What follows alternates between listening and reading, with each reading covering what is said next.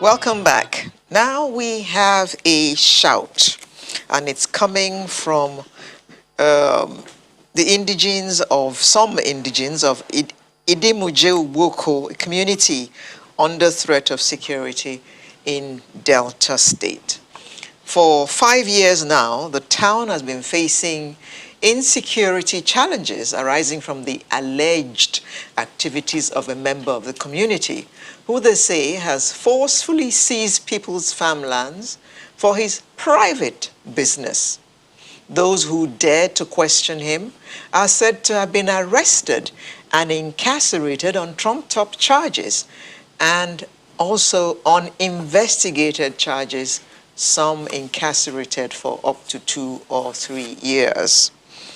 We have in the studio Engineer Igwe Nwoko. Good morning. Good morning. We also have Chuks Nwoko. Good morning. Thank you for having me. And Uche Aligbe, all indigenes of Idumje Igboko. Good morning to all of you. Morning. Morning. Now, let me begin with Mr. Nwoko. What seems to be the problem? Yeah, good morning. Thanks so much for inviting us. For the past 5 years, we've had almost an untractable problem in our community where someone is using too much might, exploit, intimidate, incarcerate people, all because he wants some properties.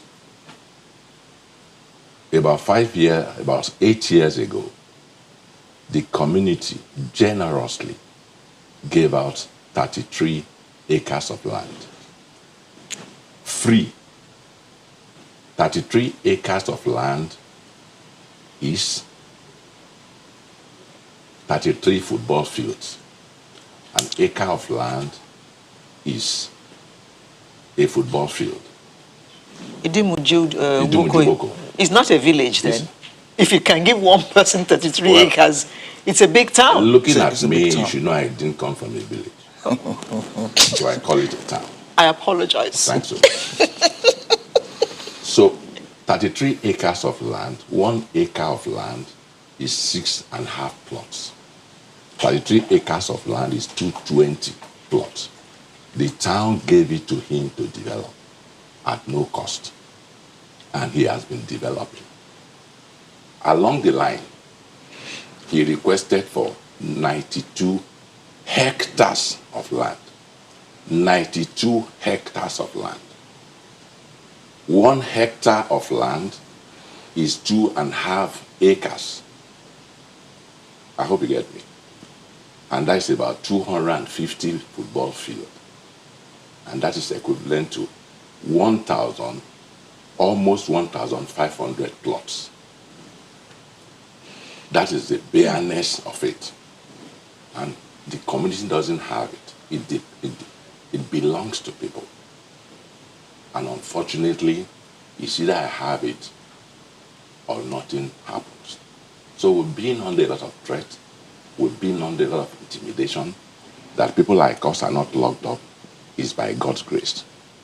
As at 2 days ago on the 6th, some of our men, innocent men, are in Kuje prison, 1 year anniversary for terrorism and murder they don't know nothing about. In Agua prison, 2 of our men since 2017 are in Agua prison, June, for terrorism and murder. And if you know, terrorism and murder is a capital offense. It's a capital offense that involves the government. And that is where we are. We are being intimidated almost on a daily basis. Our OB, who is a graduate, almost 70-year-old, is perpetually in hiding. Perpetually in hiding, as I'm talking to you. An entire OB is in hiding. Yes. Perpetually in hiding. He cannot move. And we now felt it's gotten to a stage where, as responsible citizens of this country, let other people hear us. Okay, but by the way, the person being spoken about is Honorable Ned Nwoko, and the traditional ruler in question is Obi Chukunonso Nwoko. Are they relations? Yes. Yes. And the man there is Jukes Nwoko. Well, we have Chuks Nwoko here. Is Ned Nwoko your relation? Oh, by the way, Ned Nwoko, you do have you will have your time to come and respond to all these allegations whenever you choose. Is he a relation of yours? Yes, a relation of mine. And you are here to complain about him? Yes. Did you try settling amongst? It's a family matter. Oh, absolutely. Because, thank you for saying that. Family is everything. In 1983, when he finished his training teachers education at Kiadolo College, he was still young and vibrant and all that. He needed further education. He came to my house at number 32 Awoyoko Street to come and seek for help. Because I was not ready to go abroad, my elder brother said, okay, what is the problem? He said he wants to go to University of Kel to go and study law. What came out of the mouth of my elder brother is that, oh, that would be nice. We had only one prominent lawyer at the time, Lawyer Nwulu, a prominent lawyer. Judge Nwulu later became a judge and all that. That would be nice to have you go study law. After you, Chuks will come. Before that time, Uzo Jebose had gone. This young man really wasn't educated. He didn't have opportunity. Poverty did not allow him to go to university. But he saw potentials in Ned. So he sent him abroad in 1983. His father couldn't send him. His mother couldn't send him. This man, we're a large family. Because family meant everything. Family is everything. So he went. He's related to me. We lived together in one room. I was in the same room with him. At number 32 Awoyoko Street in Pangrove here. So he's related to me. His mother is a princess of the Nwokos. His mother, Ned's mother, Honorable Ned Nwoko's mother, is a princess from the royal family. So we are related. So he went to London and came back and became a billionaire and asked for land. They gave him land, 33 hectares of land. And the premise was that he was going to build a dairy farm. He was going to do a fishing farm, chicken, piggery, and all this. For the benefit of the community. For the benefit. So they gave him massive I mean, he's a builder, so he described what they gave to him. 5 years ago, he has not been able to use up that 33 hectares. He didn't build the dairy farm. He didn't build the fish farm. Nothing. He just erected this massive, house there where people come to visit him. 5 years ago, he turned around to come and ask for another 90-something, 92 hectares or 95 hectares from an agricultural, we are farmers. And we said, look, our population is increasing. The land mass is not increasing. Only you, we gave you 33 hectares. You have not given an account of what you've been given. You turn around to come and ask for another 35. Anyway, we have a land sharing committee. You go and meet them, submit your proposal. He submitted, and the committee said no. So they presented it to the Crown Prince, and the man said, look, the committee says no, and we don't have this land to give to you. And that's the cross of the matter. So it's been, the major word is the intimidation and the bullying that is bullying us, using the police to raid the town, arrest people, charge them on travel charges, and without investigation. And I have had cause to be somewhere on social media where I have cried out to say, look, President Buhari in 2019, June 12th, he said that fellow Nigerians, the government will not tolerate actions by any individual or groups of individuals who seek to attack our way of life, or those who seek to corruptly enrich themselves at the expense of the rest of us. We will crack down on those who incite ordinary citizens, who incite ordinary citizens to violence and unrest. We will ensure that such actions are met with strong arm of the law. That was in 2019. If you remember, the day he named the National Stadium in Abuja after Abiola, that's the last paragraph of that speech. Now, I have gone to social media to address the president. Look, I know you have too many things on your plate, but these troublemakers might not be known to you. Ned should be known to you. I'm calling his name. He's related to me. We tried to settle this thing within the family. It hasn't worked. Within the town, it hasn't worked. At the state level, the traditional heads in the place have tried their best. But this man won't listen to me. So he's related to me. Have you gone to court? Yes. Yes, we have court cases. He has so many court cases that he has instituted. In fact, he has abused the court process so much so that a particular lawyer has been punished. He's a lawyer, isn't he? He's a lawyer. No, he's a law graduate. He cannot practice law here. Oh, he did not go to law school. He did not go to law school. Okay. But I think overseas, he was a lawyer. But his kind of law really is, even while he was practicing, the history of his practice of law is there for you to investigate. Here, he's doing the same thing, but in a different whatever, just abusing the court process, using lawyers and all kinds of things like doing lying and all that. And thank you for extending that invitation to him. But I would also like to be here with him. I haven't seen him in a long time. No, because he's not here with you. Mr. Libe, how is it that he's also able to intimidate the traditional ruler of the city, of the town? That is the problem. Thank you very much for also having me here. The first is, you can only intimidate me if you have an assistant somewhere. Otherwise, man to man, no.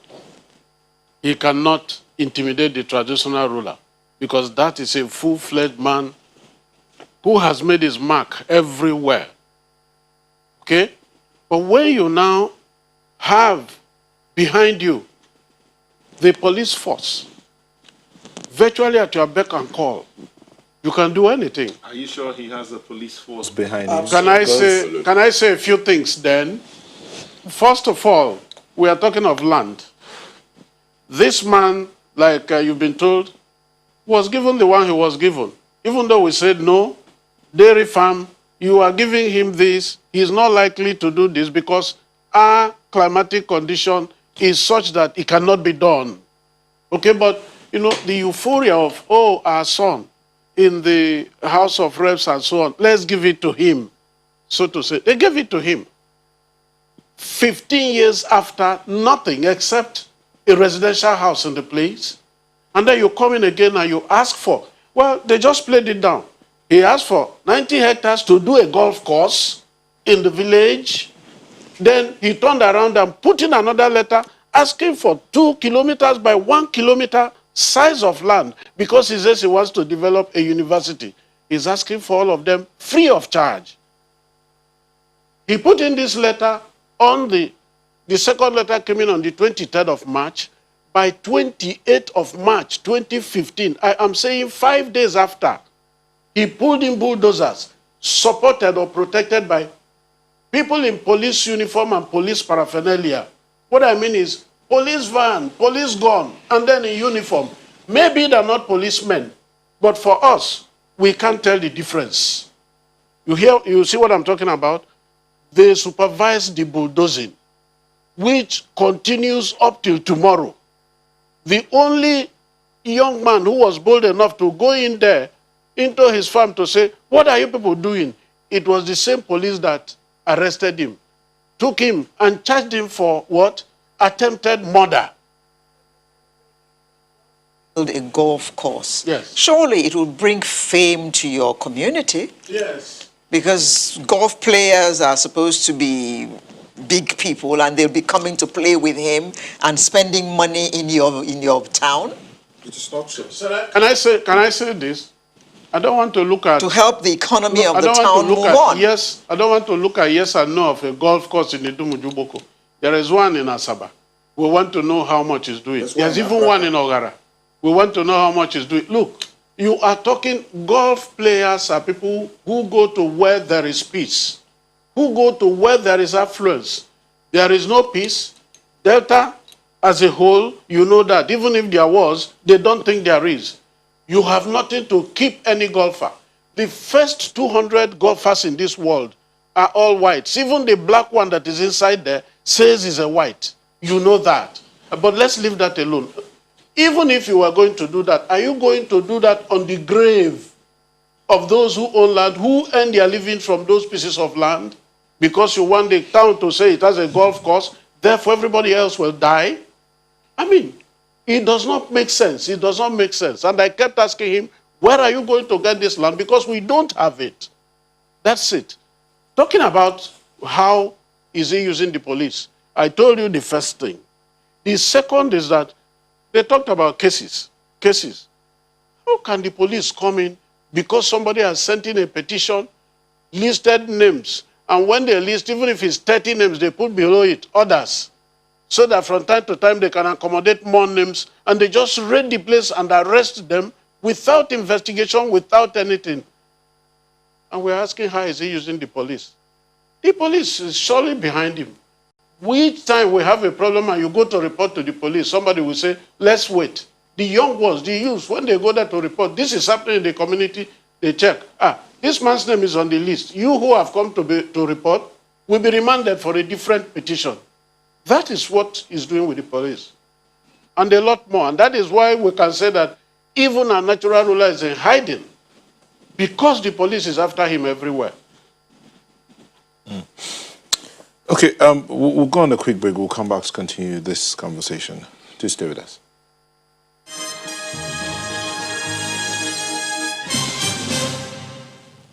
Thank you for staying with us. We're still on to that topic, the shout from Idumje Igboko. The indigents are here to talk about some things that are threatening their lives there. Mr.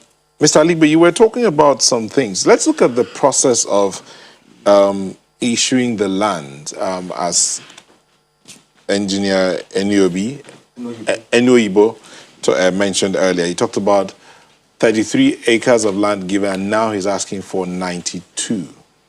What's the hectares? What's the process of giving land to an indigent of the soil who wants to develop?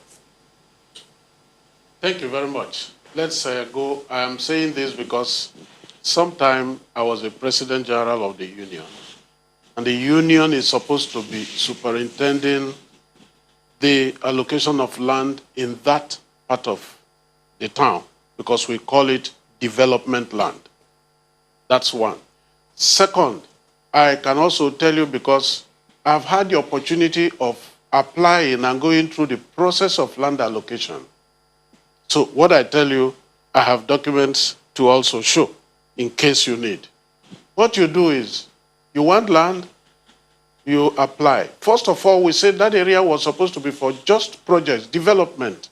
And therefore, what you required at that point in time was that you applied for land, you talked about the portion, the kind of parcel of land you needed, you told us what you wanted to do with it, you showed us evidence in terms of feasibility report and so on, for us to study and know that this is genuine.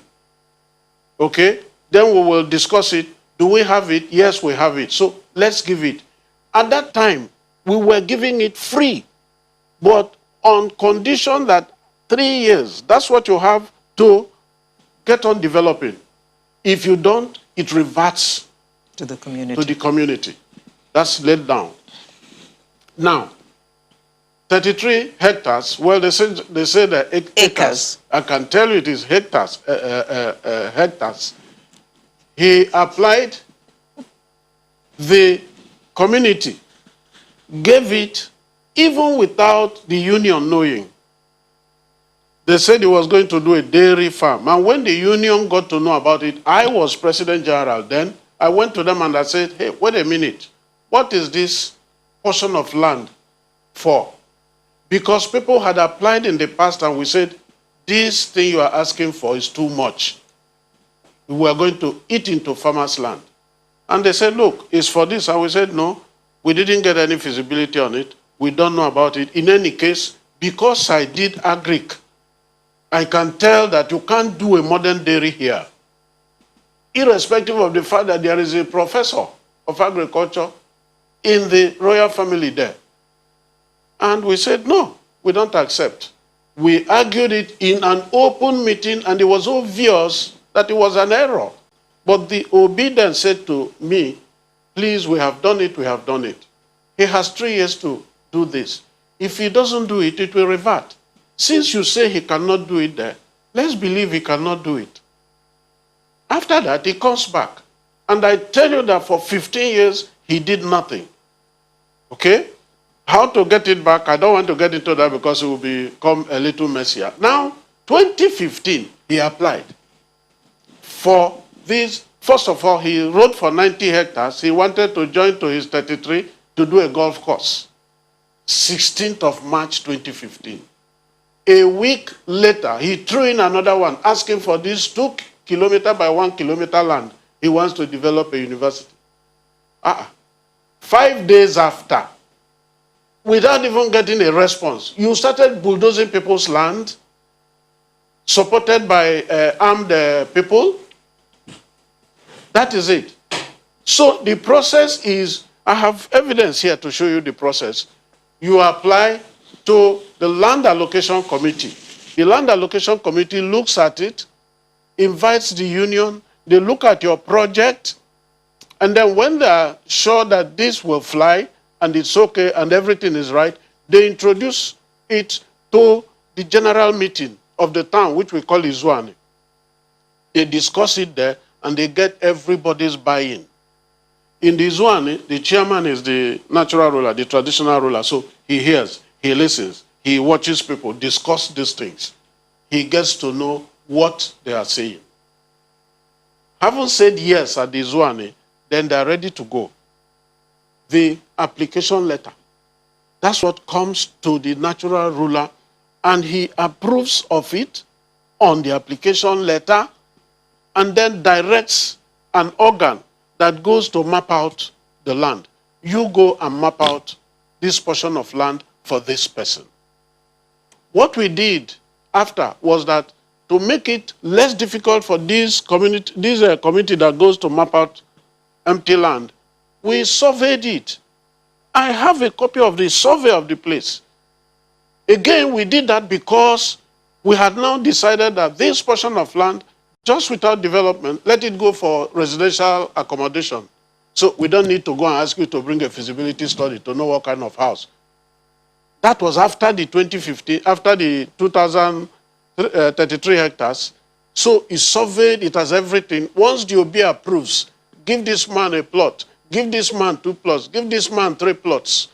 The Land Allocation Committee that looked at it will go in and say, this is your plot, from this pillar to that pillar. Full stop. But what has happened now is that he threw in this application, God knows where he got it from. Before you knew what was happening, like I said, he started bulldozing land. Somewhere, he threw up a letter, which, if we discuss it here, you will see the lots of illegality and inconsistency in it, and said it was a letter signed by a traditional ruler allocating land to him. Meanwhile, he says, the traditional ruler says 50 hectares will be invested in his golf course, and then for the university land, 1 village will give it to him free. No ruler now, or his father? No, his father. Him? Okay. Okay, 1 village will give it to him free. After we finished the survey, every plot of there attracted some cost.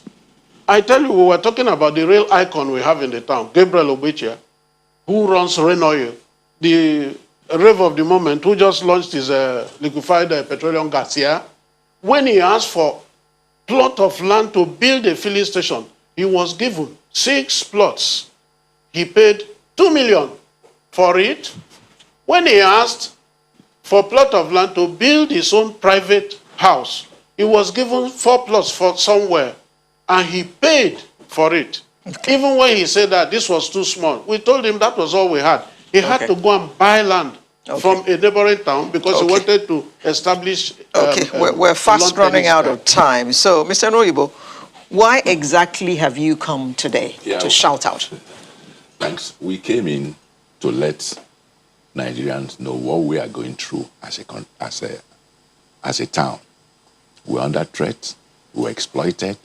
Some of our men are in detention, as I'm talking to you now, in Kuje prison, in Agbo prison, for trumped-up, phantom charges of terrorism and murder. I want people to hear us, because somebody just does not want to make peace in the community, to allow our OB to live in peace and reign in peace. As we're talking now, there is so much fear. The youths, the women are in fear. And even the press, we want the press to be bold enough to investigate, not just pick something and publish. Idumje Igboko is 5.5 hours drive from Lagos, or 7 hours from Abuja. They are free. to see people talk so that we can live in harmony and live in peace before the entire town goes into, is it extinction or into war? Thank you. But earlier you talked about some people that were in jail. Yes. You said, have they been charged? Look, yes, some of them have been charged. Terrorism and murder, you know. Very Are the cases on? Yes, in Abuja. And they're on bail with 50 million naira bail bond and a property in Abuja. In Central. For an offense in Delta. Ask yourself, we don't want to go out. I'm not a lawyer. How did the case get to Abuja? To tell you all the dirty things that are happening. As I'm talking to you, the guys are there. 50 million bail bond with a property in Abuja. Is it achievable? It is just to let them stay there almost permanently. And since 2017, January 17, June, another 2 innocent human beings are in Agbo prison. In fact, it's sad. When you say terrorism, murder, you are as if you are giving them a death warrant. Do you get it? It's not a bailable offense. Is the state governor aware of all this, Chooks? Yes. You say yeah. I want to assume that he's aware of it. I believe so, because we have had occasions, if not more than once, the governor has been to the place to launch a Gabriel Obeche's project, and the governor and the current OB, they were schoolmates in Edo College those days and all that. And the OB should be able to cry out to the governor. But we're crying out to you and the president and the governor and everybody. The truth of the matter is that the system has been compromised by this billionaire, Honorable Ned. The truth of the matter is that the name Nwoko was the wealth that we inherited. Then we had peace, then we had joy in our spirit. If we had 10,000 naira, it was enough for us. But this billionaire has come. And by the way, talking about being a billionaire, Ned, he enjoyed the benevolence and the kindness of the Nwokos, because before he became a billionaire, this is him when he was living in my house. This is him here. This is the night he was going to London. We were sending him to London. So he has not always been a billionaire. We sent him. The only education the mom could provide for him was at NCE he acquired in Ekiadolo College. He was a teacher until we saw the potential in him. He has transformed that potential and that talent to this negative by destroying. Look, Obiajulu Nwoko, a 87-year man, an old man, just left the hospital because I arrested him. He took over his land, asked his mobile policeman to throw his motorcycle inside the bush. And let's not go that route. But this is a man who has enjoyed the benevolence and the kindness of an entire family. Now, we're not rich in terms of billions and properties and tennis court and all that, but the wealth that attracted my mom to that family was just the name. The name opened door. And you know about Professor Dimas Nwoko. You know about Somayina Nwoko, the first professor of agroeconomics those days in the University of Ibadan. Those are the kind of things that we have. Bright minds. Bright minds. So, but the question I expect that people will ask this man when it comes eventually by the grace of God is, what do you do for a living? Now we are talking about crying out to the governor. He provides a political nuisance for them at the political party level, so nobody can talk to him. So we are crying to the president. Which camera can I look at and talk? Talk to us. Okay. I am appealing to the president to come and help us. We are in trouble. Ned Nwoko is using the police to bully us. I have received calls from family members threatening me. My life means nothing and is worthless if my people, like Obiajulu, a 87-year-old man, can be treated the way he was treated last week by Ned and his cohorts. And Ejimofo, Prince Ejimofo, was arrested. President Buhari, I know you have so much on your plate, but come and bail us, come and help you. We are part of your people. I voted for you, and I keep supporting you and praying for you. The bandits in Katsina, you might not know, in Kaduna, you might not know them. Ned Nwoko is known. I know his address. You can take him out. He's disturbing us. We need to enjoy peace and have joy. Maybe I will add on to why the governor is doing a lot that is capable of doing. But when you have a police force And even in the state, they pretend, whether it's true or not, to be receiving instruction from above. They go beyond the governor. It's sometimes when the governor insists on certain things that they get done. Otherwise, for them to wake up a night because somebody wrote a petition, I wrote a petition on you and said, you slapped one of my brothers. The police comes in 15 vehicles, all armed at 2 a.m. to break down a palace, all the doors and everything, and arrest the traditional ruler of the place, put him in handcuff. What you have not investigated, and you just take him. And then somebody's writing and telling them that, oh, he's been arrested. Even the commissioner opened his mouth somewhere to say, yes, we arrested a self-styled traditional ruler.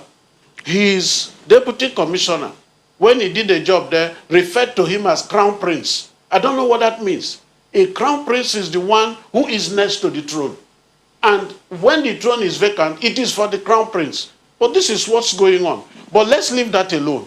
Even the people, we're talking of terrorism. Can you imagine that even at the high level of the office of the Attorney General of the Federation, they can prepare a terrorism charge for a complaint that a governor has not shouted about, not even a local government chairman has shouted about. I know what's going on between Jukun and the thieves. We know what is going on in Kaduna. We know what is going on everywhere. He has not profiled any terrorism against anybody. What you haven't had, you have not even investigated. You put cases that are already in court. Here and there, you put them together and you target terrorism and you take it to Abuja. And you expect peasant farmers to be moving from a village in Delta to go and attend court in Abuja. That, as far as I'm concerned, is moral injustice. But that is what's going on. The governor cannot stop it at that level, no matter how much he tries. We know he knows. He is trying his best, but these powers are sometimes beyond him. And that's why we are shouting to the man who has the power to say, hey, stop. And as we talk about the police, let me put this straight away. We want to exonerate the Inspector General of Police of all this. Because even as an AIG, he did his best to sort this thing out. And this young man, Ned Nwoko, refused to do a whole lot of things. Even as IG, most of the things going on, I'm not sure they get to him. We exonerate him every time of all this. What is happening just a little below him. And that is the problem. It's just unthinkable that one man can do all this. Cannot be in Nigeria. Are you sure you all don't have a grouse against this man? Definitely no. Grouse. Definitely no. Grouse. For real? Look, you need to see the community. It's a pity we have a TV thing. We don't need to bring in Igboko. If not, we can flood here the entire channels with our people. If I open my phone, I won't use curses. But a lot of us, for people like us to step out our head, tells you how daunting this situation has gotten to. Do you get what I'm saying? I tell you, that thing is grouse. Look, you cannot be a giver and lack. We are not rich people. We have never been, quote, billionaires in our place. But we're very rich. We go to in school. Spirit. Our parents, look, people like him went to school and we saw them ride bicycle to PPGS. We saw people go to St. Pius. That was what was given to us. And this man you're talking about needed education. He could not get education. But the family, Dan Nwoko, Omonye Nwoko, called him and said, yeah, it looks like you are talented. What do you want to do? He said he wants to go and study law. And the man, I was in that meeting. Now, the issue here really is the issue of lack of integrity. If, just to reply to grouse, look, where we come from, we are contented people. Because we drive our wealth from hard work. Then we drive joy from relating and eating together. That's why that community has existed before this man became a billionaire. We have lived together. Do you understand what I'm saying? We lived together in harmony. And it's the same palace that has been vandalized. When we have communal issues, we go to the place to settle it. We didn't have police station. maybe there was police station in our headquarters, local government headquarters, but within that community, it is now modern day Nigeria that we now have police posts near us there. But we never used to have a police post. If I had issues with you, we're invited to the family meeting. If it was beyond the family, whatever, Yes. we went to the palace. We lived in harmony.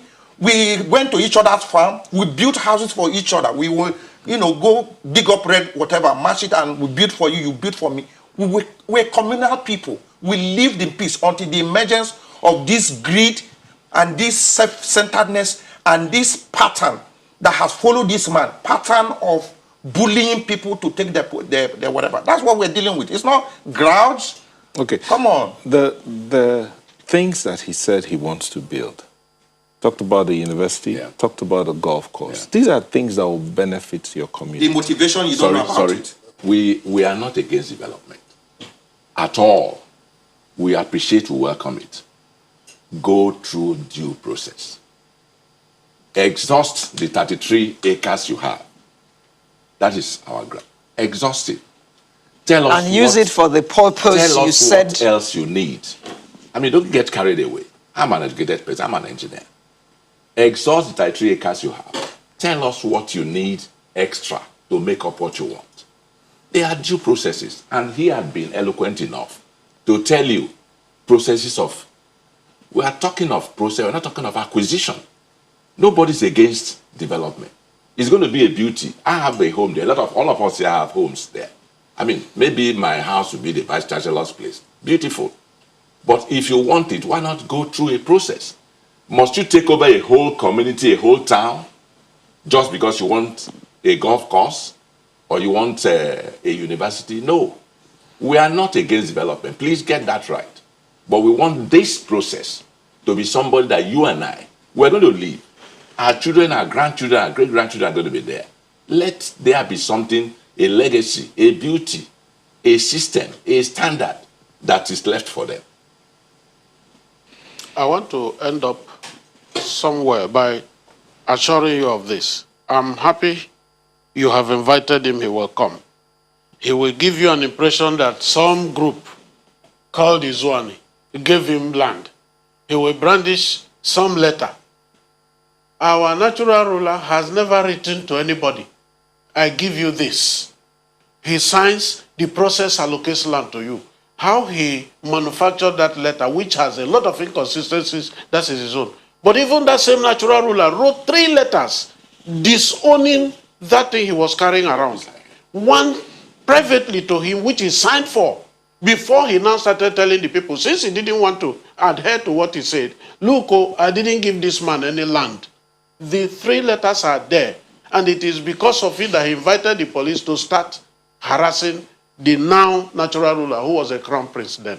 That is his own. Where is he now? Where is the Obi now? Because he's in hiding, we cannot tell where he is. Oh, okay, he's in hiding right now. This is the truth of the matter. The palace does not have the Obi inside it. I mean, they came 1:32 a.m., raided it. You need the desecration. It has broke never into happened. tear gassed the whole place. Tear gassed the whole place. Then a week later, it's not a week. They came back. The next they said day. The next day, on a Sunday. On a Sunday. They said they were looking for corpse. They dug 5 pits in the compound looking for burial. The desecration of that palace. It has never happened anywhere in the world, in the Yoruba land, or Edenuga, all these rich people. Have you heard that they went to their paternal grandfather's house, palace, to go and dig up whatever? They break into the palace. That's what Ned is done they in dug all to a over. family. They didn't see any single Corpse. No. Meanwhile, we have pictures, broken down windows, doors, tear gassed. I'm not telling you a story. I was in Asaba, handcuffed him. I'm not telling you what somebody told me. And I'm not telling you what somebody told me. They came to look for. Handcuffed him. On the 19th of July. Sorry, it was my driver It's part of that the bought a charge. rubber slippers for him to wear. It was that bad. I had to ask my driver. I had to ask the police. This is Aobi. Aobi is almost 70. So we've been assaulted. Graduated from Nsukka. I had He was an wearing illustrious career barefoot. in Lagos here. My driver had to go and buy rubber slippers for him to wear with handcuffs at Asaba. In fact, that day, if I told you I wept, I mean, it's an understatement. We couldn't believe it. But thank God he's a gentleman. He absorbed everything. You know how they move people? There was no dress. He just had his trousers and a t-shirt. Like a common criminal. Yes. Yes. Handcuffed. And I told the policeman. The dead bodies they came looking for on the 19th of July. That is the charge. The people who have been in incarceration since 2017. That is the charge they are facing. Somebody was killed. Who is this person? Where is it? Where is the body? What happened to him? Let's even see. Let's know that somebody died. Let's know what killed him. Let's know who killed him. For 3 years. Once they get a holding charge and the people are in there, then investigation can take forever. Just to keep people. I mean, and that's as we are sitting here, they have so many spurious charges against various people. We can even be living here and you hear that the police has rounded 3 people up. And then they're taking them to Abuja because there's a petition saying that whatever. And nobody's asking question. You report, nothing happens. I mean, that's the problem. That's the folly of the community now. In case they bring you, attach you to me for interviewing me. So that's the law that we are also at risk. So I'm just warning. That's the law. I'm just warning because one that's day a version of law that Omonye paid for to send him to go and study law so that the community will be blessed. It would be nice to have it. That's a version of law that he went to study from. So Sam Wasborn says, so sad watching this interview. The police is supposed to be on the side of the law. The collective will of the community should be greater than the will of one individual. Well, future governor says, where is the evidence or videos to back the demolitions? Okay. I am sure sure they have them. In fact, they say they're on the internet. Please, who is terrorizing that community? This is from Adams Dean. Who is terrorizing? Well, they've been shouting his name all day. Honorable Ned Nwoko. Using proxy. Well then. Well, we just wish you all the best my younger sister in this called me the other time, in case if I get arrested when I leave here. It's okay. My younger sister actually called me. She's been intimidated, but she's also on my matter that he's not going to go and beg Ned to release me by the time he lays his hand on me. So, but I'm here. I'll step out soon. So whatever he wants to do with me, no wahala. But we'll be nice to him, you know. Okay. Well, we'll hope to get Honorable Ned to come and answer.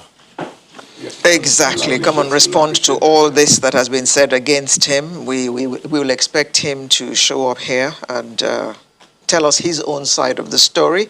And we wish the community of Idumje Igboko all the best in sorting out this thorn in their flesh, this matter which they have brought to national television.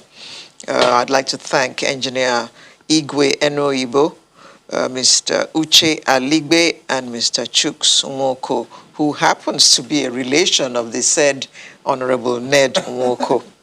All indigents of Idumje Igboko, thank you all very much to bring this to the consciousness of Nigerians. Sunrise will be right back with the home stretch in just a moment. Please stay with us.